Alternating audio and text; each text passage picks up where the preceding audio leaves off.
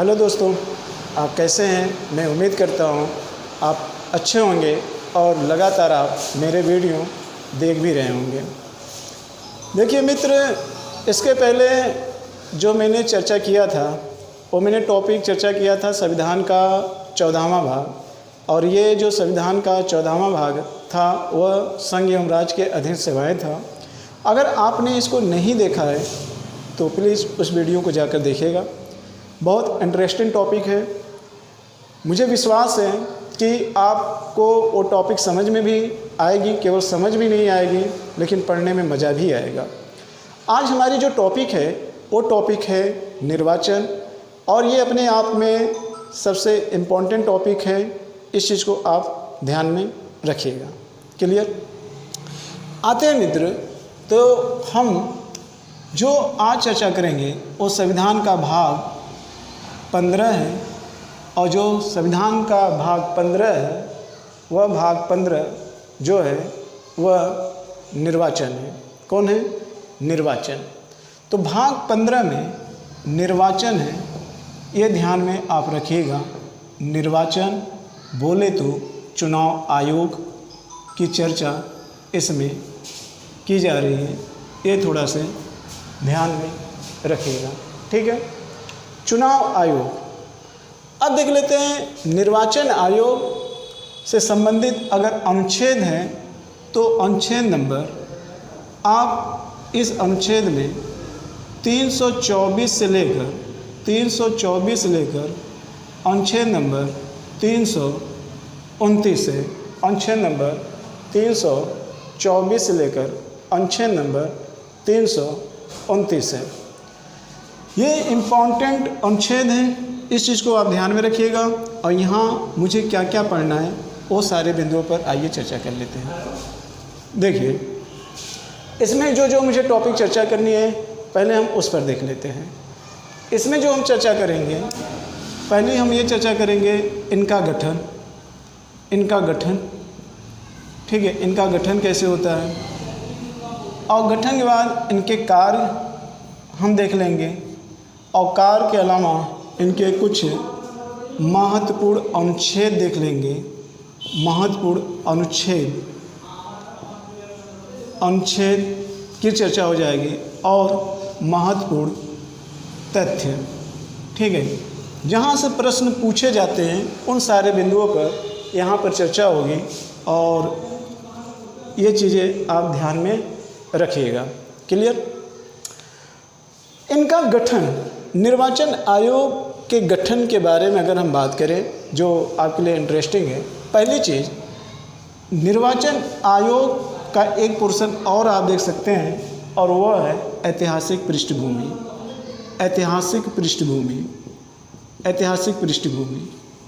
ठीक है? पृष्ठभूमि। बाकी आप जानते हैं कि निर्वाचन आयोग ये लोकतांत्रिक व्यवस्था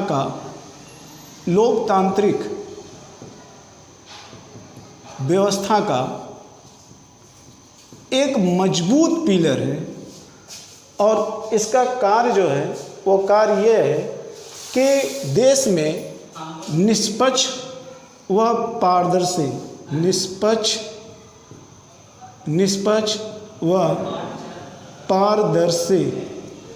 चुनाव करवाना। ठीक है? निष्पक्ष व पारदर्शी चुनाव करवाना ये निर्वाचन आयोग का प्रमुख कार्य है। इस चीज़ को आप ध्यान में रखिएगा। क्लियर? अब ऐतिहासिक पृष्ठभूमि में हम बात करें तो ऐतिहासिक पृष्ठभूमि के रूप में अगर देखें तो कई बातों को आपको ध्यान में रखना है। आप जानते हैं कि निर्वाचन आयोग की जो भूमिका है, जो चुनाव कराने का जो एक इसकी महत्ता है, वो हमारे भारतीय इतिहास में एक रुचिकर का विषय था। हमारे जब मैग्ना कार्टा, जब 1858 का अधिनियम आया था, तभी से रुचि भारतीयों को बन चुकी थी कि हम भी, हमारा भी चुनाव और हम भी शासन में भागीदारी ले सकें, ताकि हम अपने अधिकार की लड़ाई लड़ सकें। और समय समय पर कई अधिनियम आए, और उस अधिनियमों में चुनाव को लेकर समय समय पर मांगे उठी, और मांग जितने भी उठते रहे, उस सभी मांगों का बस पीछे एक ही मकसद था, अपने अधिकारों की सुरक्षा करना। जी हाँ, अपने अधिकारों की सुरक्षा करना।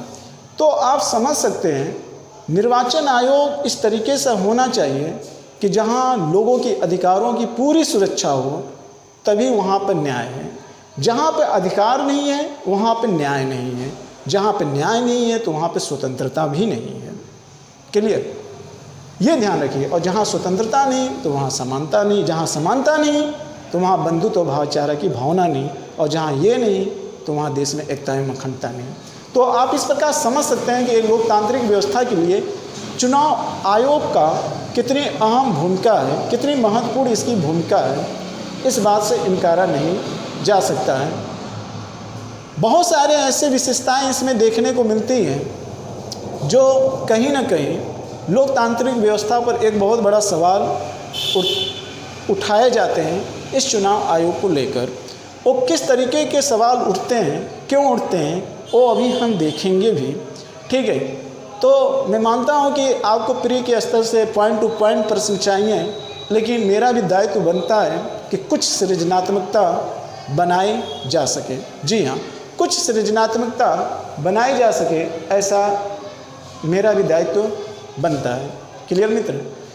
तो ये सारे बिंदुओं को ध्यान में रखें। ऐतिहासिक पृष्ठभूमि के अगर बारे में बात करें तो आप देखे होंगे कि 1892 में पहली बार अप्रत्यक्ष रूप से चुनाव कराने की बात की जाती है। 1909 के अधिनियम में पृथक निर्वाचन की बात की जाती है। 1919 के अधिनियम में पुरुषों के साथ महिलाओं को भी मतदान दिए जाने का आधार प्रदान किया गया। ठीक है, तो आप समझ सकते हैं कि इसकी लड़ाई लंबे समयों से चली आ रही थी, लेकिन अफसोस कि आज भी इस पर अगर प्रश्न उठ रहे हैं तो हमने अपने भूत के इतिहास से क्या सीखा और क्या नहीं सीखा, ये एक बहुत बड़ा सवाल है। ठीक है, ये इस चीज़ को इतिहास पढ़ने वाले विद्यार्थी और अच्छे तरीके से समझते होंगे। गठन की बात करें मित्र, तो निर्वाचन आयोग का जो गठन हुआ था 25 जनवरी 1950 में हुआ था। 25 जनवरी 1950 में निर्वाचन आयोग का गठन हुआ था, ये आप ध्यान में रखिएगा। और यही कारण है कि 25 जनवरी को मतदाता दिवस मनाया जाता है। यही कारण है कि 25 जनवरी को मतदाता दिवस मनाया जाता है।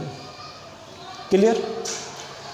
अब सवाल ये है कि हमारे देश की जो राजनीतिक स्थिति है, ये बात अलग है कि हमारे यहाँ बहुदलीय का कॉन्सेप्ट दिया गया है लोकतांत्रिक व्यवस्था में। बहुदलीय सरकार और लोकतांत्रिक व्यवस्था को मजबूत बनाए रखने के लिए बहुदलीय सरकार का भी होना कहीं ना कहीं लाजमी है।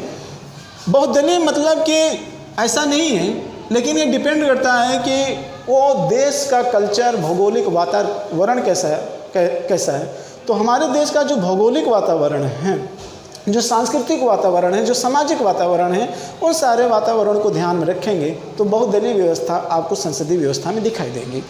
लेकिन बहुदलीय व्यवस्था होने के बावजूद भी आप देखेंगे 1989 के पहले, 1989 के लगभग अगर हम पहले देखें तो पहले अगर आप देखेंगे और 1989 के बाद अगर आप देखेंगे तो 1989 के पहले हमारे यहाँ एक ही पार्टी रहती थी और वो पार्टी हमारे यहाँ कांग्रेस जो सत्ता में बनी रहती थी।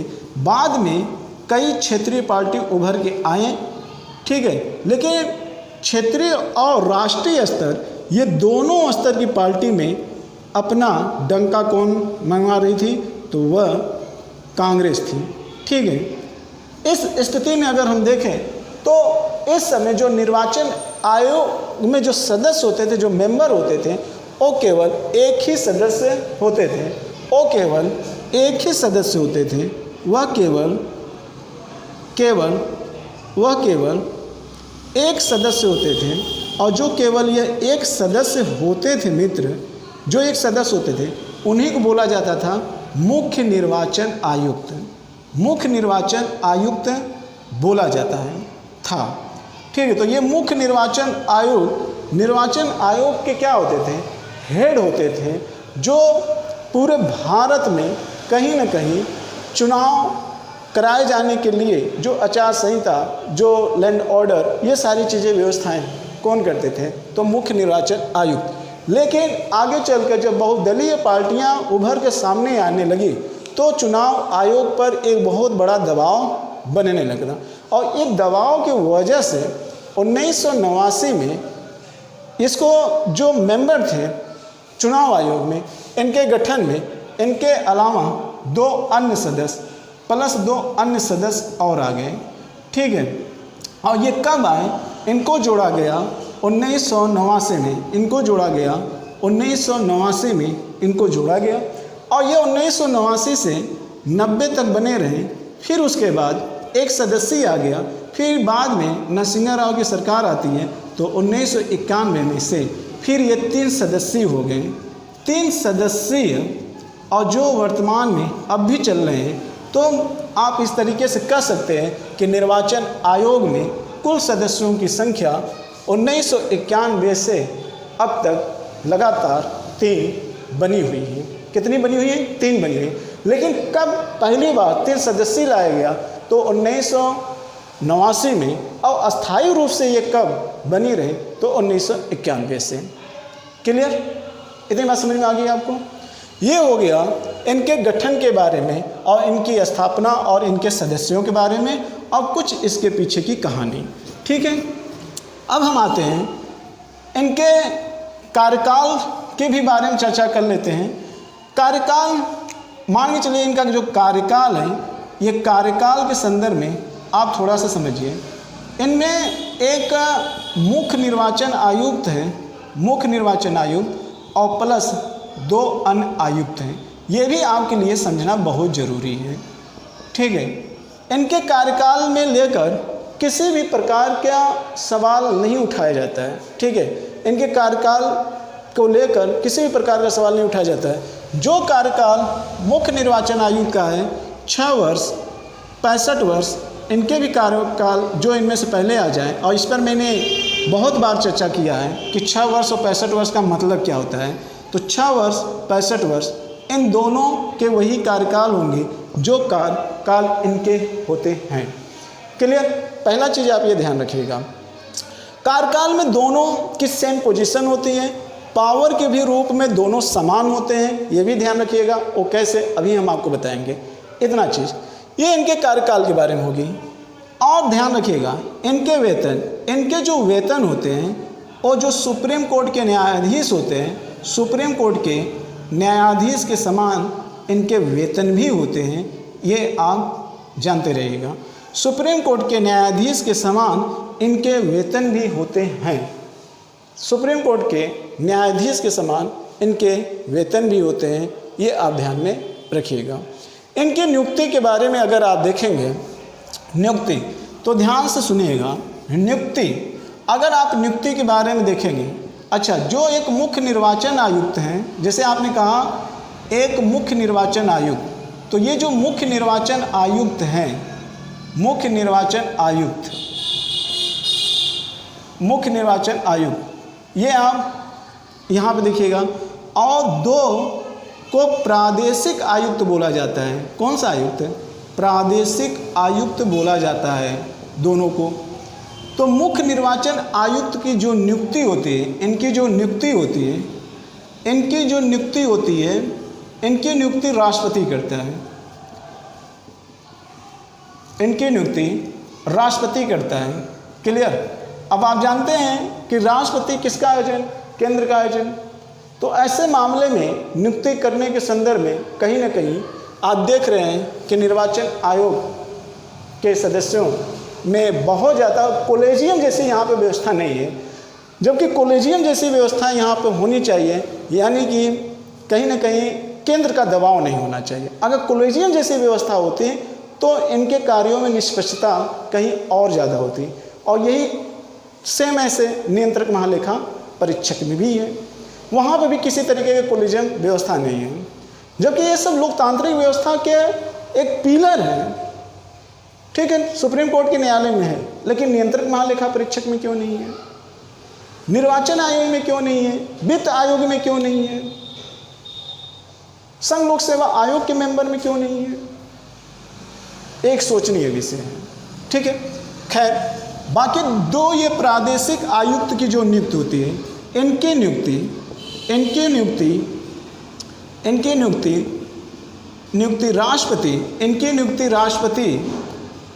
राष्ट्रपति मुख्य निर्वाचन आयुक्त के सलाह पे करता है। मुख्य निर्वाचन आयुक्त के सलाह पर करता है। ठीक है, मुख्य निर्वाचन आयुक्त के सलाह पर करता है।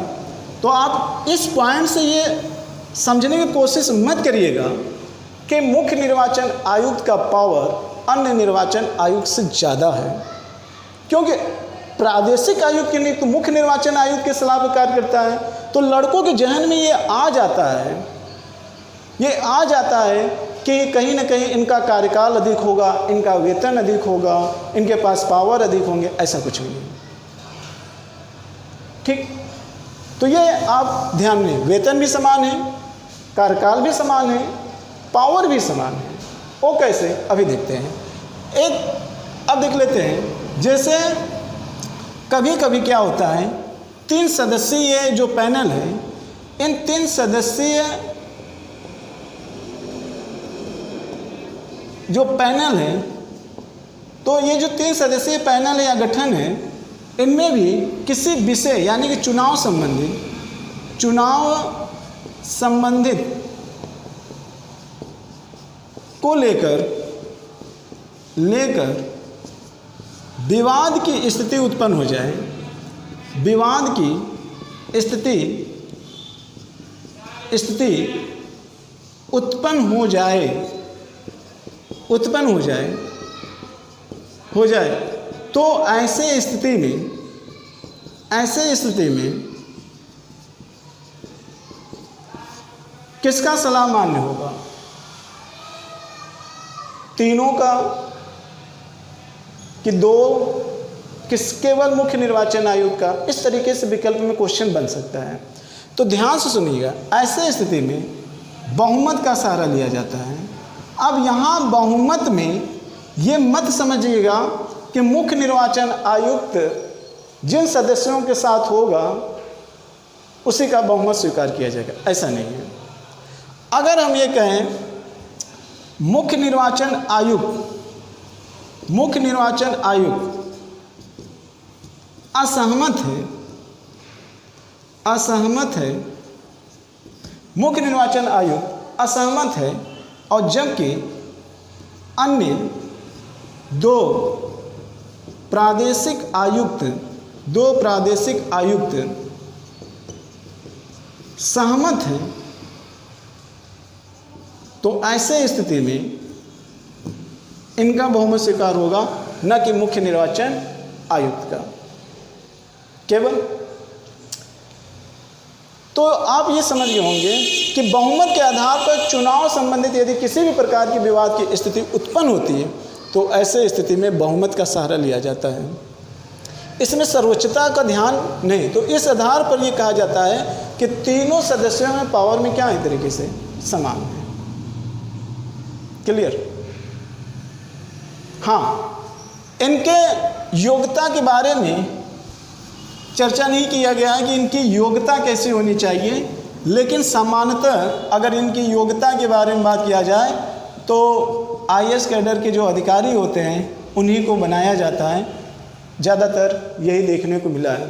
ठीक है, जो आईएएस टाइप के होते हैं, जो कैबिनेट स्तर के होते हैं उन्हीं को, और जो आईएएस पद पर आईएएस से ही होकर आते हैं उन्हीं को ज़्यादातर मुख्य निर्वाचन आयुक्त के पद पर बनाया जाता है। ये बातें समझ में आ गई? देखिए मित्र, अब कार्य के संदर्भ में बातें करें तो कार्य का संबंध तो महत्वपूर्ण अनुच्छेद से ही निकल के आता है। तो आइए हम अनुच्छेद पर ही चर्चा कर लें। देखिए, इनके अगर हम बात करें अनुच्छेद, तो आप ऊपर हैं तो अनुच्छेद नंबर 324 में इनके निर्वाचन आयोग का कार्य है चुनाव संबंधी अधीक्षण करना, निरीक्षण करना, ये सारे इसके कार्य हैं। ठीक है, ये ध्यान में रखिएगा। यहाँ पर कुछ अनुच्छेद हैं, जैसे अनुच्छेद नंबर 325, बहुत ध्यान से सुनिएगा। अनुच्छेद नंबर 325 क्या कहता है? ये कहता है कि जो चुनाव आयोग है, चुनाव आयोग। तो चुनाव आयोग अनुच्छेद नंबर 325 के तहत ये कहता है, ठीक है, ये कहता है कि चुनाव आयोग किसी के साथ उसके धर्म, मूल वंश, जाति व लिंग के आधार पर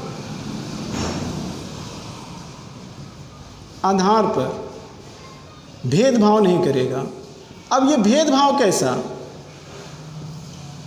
टिकट देने के संदर्भ में, चुनाव लड़ने के संदर्भ में, मतदान देने के संदर्भ में, ये सारी चीज़ें की बात करता है कि वो किसी के साथ भेदभाव नहीं करेगा।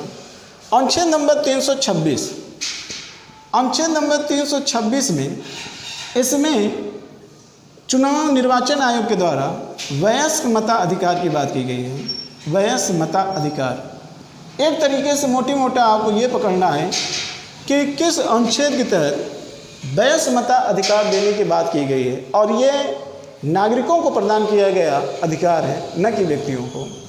तो वयस्क मताधिकार की बात 326 में की गई है। ध्यान रखिएगा, पहले अगर हम देखें 1988 के पहले, 88-89 के पहले हम देखेंगे एक संविधान संशोधन हुआ था, 61वां संविधान संशोधन। इसके पहले 21 वर्ष था, लेकिन अब इसके बाद जो कर दिया गया वह 18 वर्ष कर दिया गया। ये आपको पता होना चाहिए कि अब 21 वर्ष से घटाकर 18 वर्ष कर दिया गया। क्लियर? ये पॉइंट है, आपके एग्जाम में ये प्रश्न कई बार बना हुआ है, ये ध्यान रखिएगा। अगला अगर आप देखेंगे जो 327 है, अनुच्छेद नंबर 327, अनुच्छेद नंबर 327 क्या कहता है? अनुच्छेद नंबर 327 में परिसीमन आयोग की बात हुई है। जैसे इसमें दो बातें।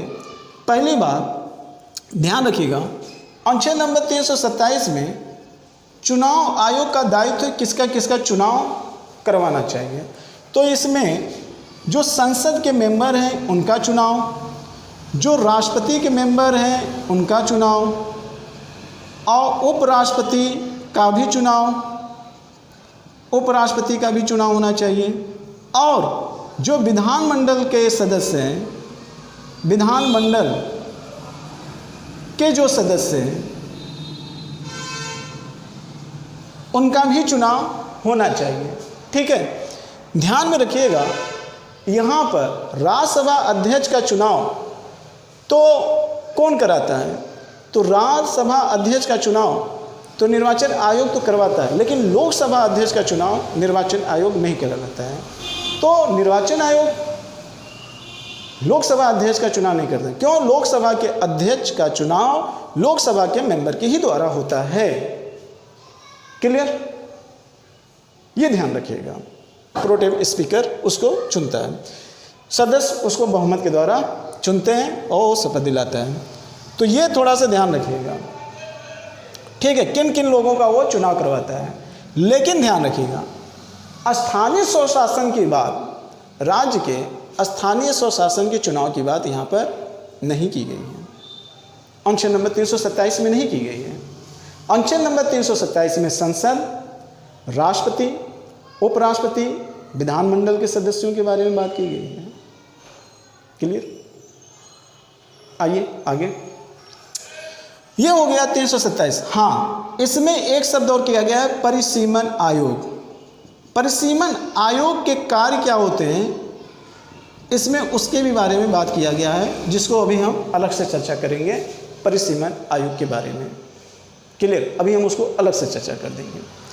तो परिसीमन आयोग के संदर्भ में ये हो गया। तो अनुच्छेद नंबर 325, 326, 327 को आपने देख लिया। और अनुच्छेद के साथ साथ आप पॉइंट भी नोट करते रहिए। अनुच्छेद याद करना तभी याद होता है जब मुझे उसकी समझ होती है। अब हम देखते हैं चुनाव आयोग का अगला अनुच्छेद है 328। आप 329 लिखे भी हो, तो 328 भी बहुत इंपॉर्टेंट है। अनुच्छेद नंबर 328 में क्या है मित्र?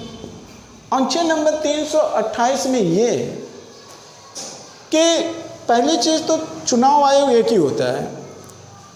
जो केंद्र का निर्वाचन आयोग होता है वो बहुमत के द्वारा चॉइस करते हैं कि राज्य में एक निर्वाचन आयोग का गठन किया जाना चाहिए, और राज्य वाले ये डिमांड करते हैं, यानी कि विधानमंडल इस चीज़ के लिए डिमांड करता है। विधानमंडल जो होता है वह राज्य निर्वाचन आयोग की क्या करता है, मांग करता है। और जो ये राज्य निर्वाचन आयोग है ये विधानमंडल क्यों मांग के यहाँ, और जो मेन अधिकारी होते हैं जो राज्य निर्वाचन आयोग के जो बड़े बड़े अधिकारी होते हैं उसमें जो आपके डीएम हैं वो भी इसके बड़े अधिकारी के रूप में शामिल होते हैं। अब वो 3 सदस्य थोड़े ही नहीं आएंगे राज्य निर्वाचन आयोग में, या राज्य निर्वाचन आयोग में मुख्य निर्वाचन आयुक्त या अन्य प्रादेशिक आयुक्त की कोई इस तरीके से व्यवस्था नहीं की गई है। यहाँ उन्हीं के द्वारा बनाया जाता है कि कौन बनेंगे, और ये बड़े ही अधिकारी अक्सर बनाए जाते हैं। अनुच्छेद नंबर 328 में राज्य निर्वाचन आयोग का संबंध विधानमंडल से, और ये राज्य निर्वाचन आयोग जो होता है वो चुनाव आयोग से यही बात करता है कि स्थानीय स्वशासन का चुनाव करवाना चाहिए। स्थानीय स्वशासन का चुनाव, देखिए हम आपको कुछ समझाना चाहते हैं यहाँ। स्थानीय स्वशासन का चुनाव अब ये आपके जहन में आना चाहिए कि स्थानीय स्वशासन के चुनाव के लिए राज्य निर्वाचन आयोग का गठन किया गया है। सीधी सी बात, राज्य निर्वाचन आयोग का गठन स्थानीय स्वशासन के लिए ही किया गया है। जिस तरीके से निर्वाचन आयोग, अब आपका ये नहीं कह सकते कि केंद्र का निर्वाचन आयोग केंद्र का भी होता है, राज्य का भी होता है। वो तो विधानमंडल के सदस्य का भी तो चुनाव करवाता है। अब आप में क्वेश्चन आ गया कि विधान परिषद का चुनाव कौन करवाता है, राज्य निर्वाचन आयोग कि केंद्रीय निर्वाचन आयोग? इस तरीके से क्वेश्चन पूछ दिया तो आप क्या होगा, सीधे सीधे राज्य निर्वाचन आयोग मार देंगे। तो राज्य निर्वाचन आयोग तो नहीं है, केवल निर्वाचन आयोग है। हमारी बात समझ रहे हैं ना? तो ये स्थानीय स्वशासन के लिए निर्वाचन आयोग का गठन किया गया है। स्थानीय शासन बोलें तो मैंने इसके पहले पंचायत व्यवस्था पढ़ाया है। इन पंचायत व्यवस्था में जो त्रिस्तरीय व्यवस्था है ग्राम में, और जो त्रिस्तरीय टाइप की व्यवस्था नगरों में, उनके मेंबर एवं अध्यक्षों के चुनाव की जो रिस्पांसिबिलिटी बनती है वो राज्य निर्वाचन आयोग की बनती है। और इस बात का जो जिक्र किया गया है वो अनुच्छेद नंबर 328 में किया गया है। क्लियर? अगला अनुच्छेद नंबर 329 देख लेते हैं। अब देख लेते हैं मित्र, अनुच्छेद नंबर 329 ये भी इंपॉर्टेंट है। जो अनुच्छेद नंबर 329 है, अनुच्छेद नंबर 329 निर्वाचन आयोग को हम एक अर्धन्यायिक के रूप में भी जानते हैं।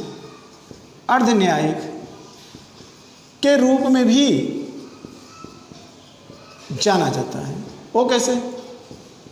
यानी कि इनके मामले में सर्वोच्च न्यायालय किसी भी प्रकार का हस्तक्षेप नहीं कर सकती है। तो सर्वोच्च न्यायालय का हस्तक्षेप निर्वाचन आयोग में नहीं होना चाहिए, या निर्वाचन आयोग के न्यायिक कार्य संबंध की बात किस अनुच्छेद में की गई है? तो अनुच्छेद नंबर 329 में की गई है, मोटी मोटा।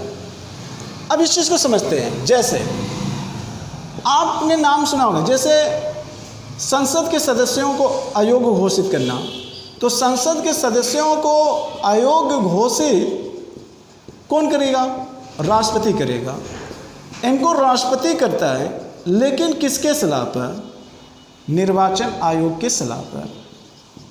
पहला चीज़ आप ये जानते रहिएगा, निर्वाचन आयोग की सलाह पर सदस्यों को अयोग्य घोषित कर सकता है।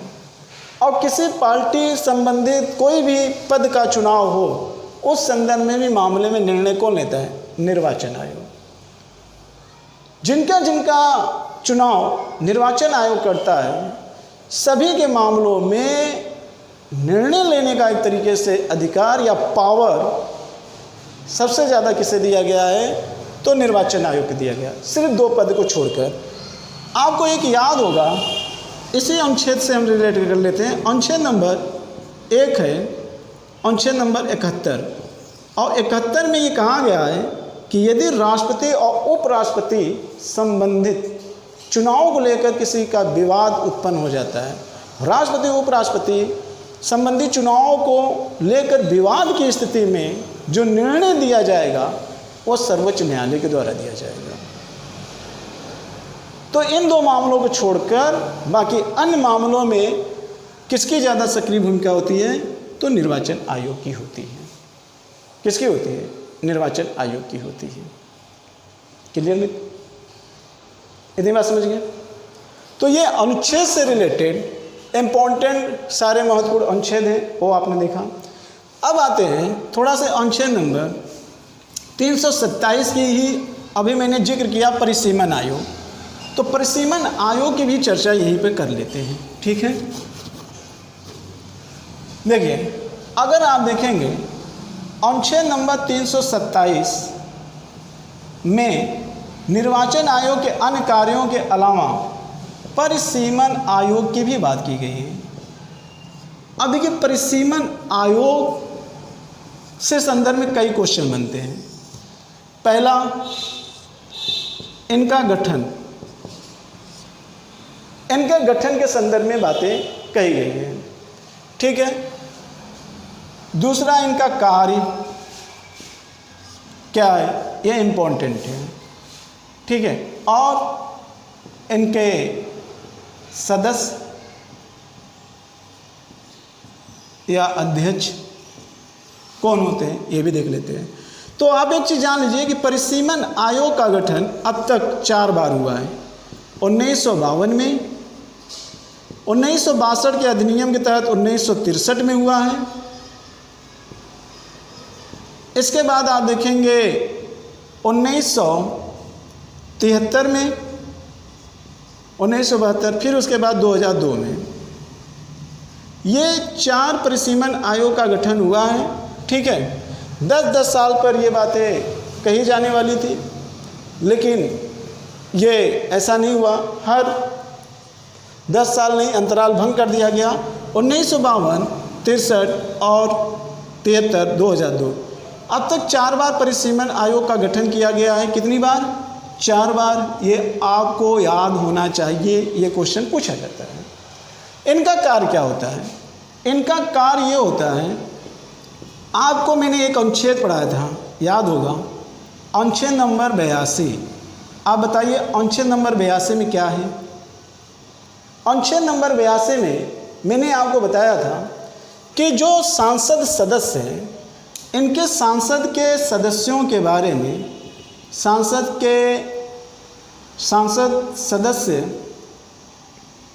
सदस्य सीटों को लेकर, ठीक है, सीटों को लेकर, चाहे सांसद सदस्य कहिए, चाहे आप विधानमंडल की सीटों के संदर्भ में कहिए, ये परिसीमन आयोग उनके सीटों के संदर्भ में कार्य करता है। तो आप जानते हैं कि एक आप 1971 की जनगणना देख रहे हैं और एक आप 2026 में किसी भी प्रकार का परिवर्तन नहीं किया जाएगा, किसी भी प्रकार का परिवर्तन नहीं किया जाएगा। ये किसका डिसीजन है? निर्वाचन आयोग का कि परिसीमन आयोग का? तो परिसीमन आयोग का है। और इसके पीछे वजह वही उत्तर भारत और दक्षिण भारत की जनसंख्या को लेकर, शासन में भागीदारी को लेकर, तो उसकी चर्चा यहाँ पर अनुच्छेद नंबर 327 में की गई। अब इसके इनका क्षेत्र करना, सीटों का आवंटन करना, ये सारी चीज़ें आप याद करिएगा। बाकी मैंने वहाँ पे संविधान संशोधन वगैरह सब बताए हैं, और लोकसभा राज्यसभा सीटों का संबंध, ये सब निर्धारित परिसीमन आयोग। सदस्य की बात करें मित्र, तो देखिए इसमें जो इसका अध्यक्ष होता है, इसमें बताया गया है या तो सुप्रीम कोर्ट का न्यायाधीश, या हाई कोर्ट का न्यायाधीश, या तो मुख्य निर्वाचन आयुक्त। तो ध्यान से सुनिएगा कि जो मुख्य निर्वाचन आयुक्त होता है वही परिसीमन आयोग का अक्सर अध्यक्ष भी बनता है। यही कारण है कि इसको निर्वाचन आयोग को परिसीमन आयोग का पदेन सदस्य के रूप में भी जाना जाता है। अब परिसीमन आयोग, निर्वाचन आयोग, दो आयोग तो हैं। अगर ये न रहे तब तो आएंगे सुप्रीम कोर्ट और हाई कोर्ट, जो रिटायर होंगे वही आएंगे। अब यहाँ पर पदेन सदस्य, तो जो मुख्य निर्वाचन आयोग का वेतन उठा रहा है वही वेतन यहाँ उठाएगा। पदेन सदस्य का मतलब तो यही हुआ। दो दो पद के लिए इसको दो दो वेतन थोड़ी नहीं मिलेंगे। बात समझ में आ रही है? तो परिसीमन आयोग आपको समझ में आ गया होगा। कितनी बार इसकी बैठक हुई है, कब कब हुई है, इसका कार्य क्या है, इसके अध्यक्ष कौन होते हैं और इसका संबंध किस अनुच्छेद से है भारतीय संविधान में, आपको ये भी ध्यान देना होगा। क्लियर? अब कुछ इससे महत्वपूर्ण संबंध देखिए, जो सिंपल चीज़ें हैं। अब निर्वाचन आयोग का कार्य क्या होता है? निर्वाचन आयोग का कार्य क्षेत्रीय पार्टी घोषित करना, राष्ट्रीय पार्टी घोषित करना, राजनीतिक दल के सदस्यों के जो दल बदल निरोधक कानून है, दल विरोधक, राजनीतिक दल बदल। एक संदर्भ यहाँ पर और समझिए, आपने एक राजनीतिक दल बदल के आधार पर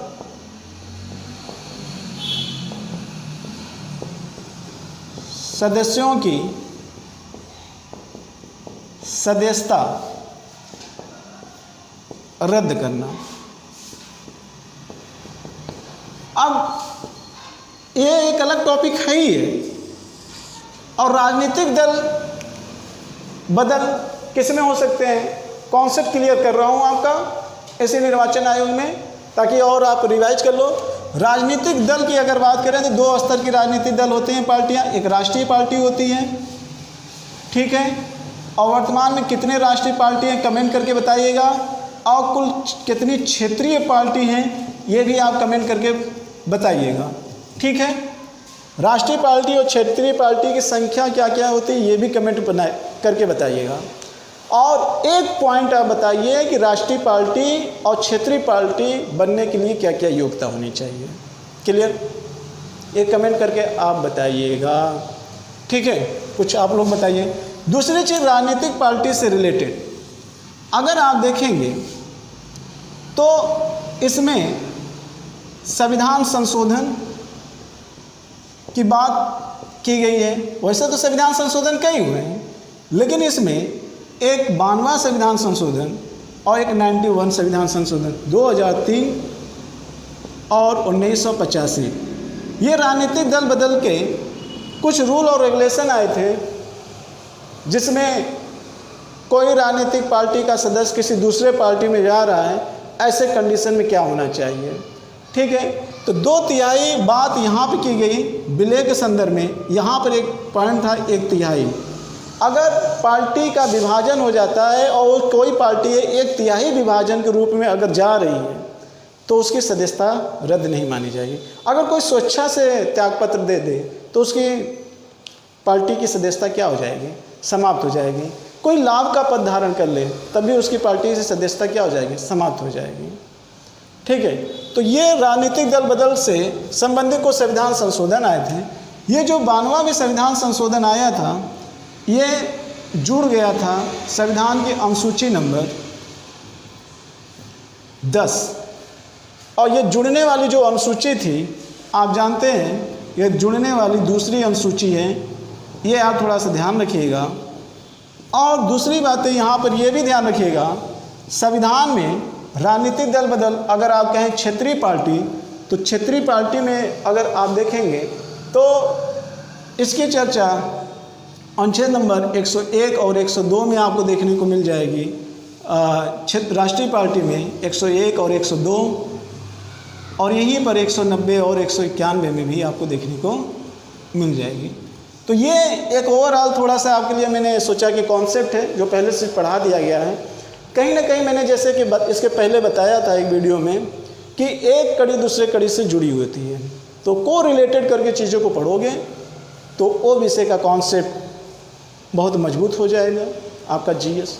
ठीक है, तो यहीं तक, बाकी आपका यहाँ रिवाइज हो जा रहा है, वनडे के एग्ज़ाम के लिए तो पर्याप्त है। ठीक है, आइए देखते हैं अब कुछ और महत्वपूर्ण बिंदु। जैसे अगर आप देखेंगे निर्वाचन आयोग के संदर्भ में, तो एक क्वेश्चन आता है ईवीएम मशीन। ईवीएम मशीन का पहली बार प्रयोग कहाँ पे किया गया था? तो 2 पॉइंट यहाँ पे याद करिएगा। पहली बार इसका प्रयोग 1982 में केरल राज्य में किया गया था, लेकिन पूरे संपूर्ण केरल राज्य में नहीं किया गया था। संपूर्ण प्रयोग 1999 में गोवा, यानी गोवा राज्य का संपूर्ण चुनाव किसके माध्यम से हुआ था? तो ईवीएम के ही माध्यम से हुआ था, लेकिन ये केरल के कुछ भाग पर चुनाव कराया गया था ईवीएम में। क्लियर? तो ये निर्वाचन आयोग के संदर्भ में ये बातें आप देख रहे हैं। हटाए जाने के संदर्भ में इनके लिए महाभियोग जैसी कोई प्रक्रिया नहीं है। ठीक है, जैसे आपने हाई कोर्ट नियंत्रक महालेखा परीक्षक में देखा, सुप्रीम कोर्ट में आपने देखा। ठीक है, तो इनके हटाने जाने के लिए कोई विशेष कठोर प्रक्रिया नहीं है, ये आप थोड़ा सा ध्यान रखिएगा। लेकिन सरल भी नहीं है। असमर्थता अवस्थित कदाचार पर इनको हटाया जाना चाहिए। इसके लिए इनके लिए इंक्वायरी भी बैठाई जाती है। सिर्फ परामर्श के आधार पर इनको आप हटा नहीं सकते हो। तो इस तरीके से निर्वाचन आयोग से संबंधित जितने इम्पोर्टेंट प्रश्न बने, उन सारे इम्पोर्टेंट प्रश्नों के सामने मैंने आपके लिए जिक्र किया, और मैं सोचता हूँ कि प्री के लिए ये काफ़ी ज़्यादा पर्याप्त है, जीएस के रूप में काफ़ी ज़्यादा पर्याप्त है। बहुत ज़्यादा इसमें मैं डिबेट भी नहीं करना चाहता हूँ, क्योंकि वो बहुत सारा डिबेट जो बिंदु हो जाएगा वो मेंस जैसे परीक्षाओं के लिए हो जाएगा। ठीक है, वो जीएस हो जाएगा। और जबकि हमारा फोकस बहुत ज़्यादा जीके पे है कि इस तरीके से पढ़ाया जाए कि जीके का कॉन्सेप्ट आपको जीएस की तरह समझ में आए। तो मित्र, इसी के साथ मुझे इजाज़त दीजिए। एक नेक्स्ट वीडियो के साथ हम फिर आपके सामने जल्दी उपस्थित होंगे एक नए वीडियो के साथ। इसी के साथ जय भारत, जय हिंद।